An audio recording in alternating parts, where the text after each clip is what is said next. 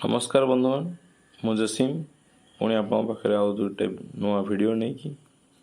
आज आम आलोचना करवा नेफ्रोटेक विषय वेट लिक्विड नेफ्रोटेक जो कुकुड़ा माने पानी पियंती नहीं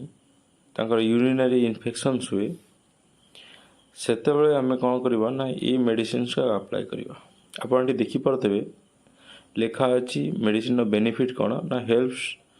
control urinary metabolic disorder helps prevent the abdomen fluid accumulation जोटा कि गाउट कह जाए पेटे पानी जमा हो जाए तो झिल्ली भाया गोटे परदा पलि आसे ये सब जिनपाई नेफ्रोटेक बहुत जरूरी आप देखिपे चिक्स मानक 5 ml पर डे आ ग्रोअर जो मैंने अच्छा से 10 ml पर डे और layer bars boiler 20 ml per day देखा तो सिंपल जदि आपंकर बार्स ग्रो टी अच्छा 10-12 दिन भितर अच्छा 15 दिन भितर अच्छा तो आप 10 ml लेखाएं दिंतु 15-20 दिन भितर थिले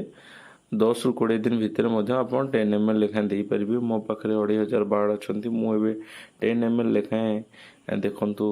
पकाची तो दीटा ऑलरेडी 10 ml 20 ml पड़ला एवं अधा पड़ला तो मीन्स मु 250 ग्राम आज यूज करी पकई सारापर आप भल भाव घाटी दिंतु जमीती कि पूरा पूरी सी पूरा भल मिक्स हो घाटी सारापर आप मन रखिए 5 मिनट खंडे छाड़देवे जोटा कि मेडिसिन भल मिसीज किंतु पानी देवा पूर्व आप जो पाइप कनेक्शन अच्छी बंद करदे ड्रिंकर ऑलरेडी पानी थी तो आप मग रे पानी नहीं कि ड्रिंकर देह अल्प अल्प कर ढाली दिंतु जमी सब ड्रिंकर से गोटे बाल्टी पानीटा हो सेमती छाड़ी दिंतु घंटाए खंडे छाड़ी दिंतु बार्ड्स मानक आप उड़े पारे आहरी भल से शीघ्र पानी पीदेवे देन ये सब पानी पीला 2-3 दिन आप जिन को कंटिन्यू करूँ डे टाइम करूँ कंटिन्यू कलापर आप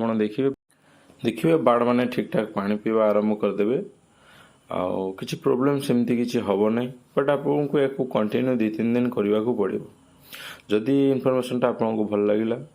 देन मो चैनल को शेयर करूँ लाइक करूँ एवं सब्सक्राइब करने को जमा भूलें बहुत बहुत आपको धन्यवाद।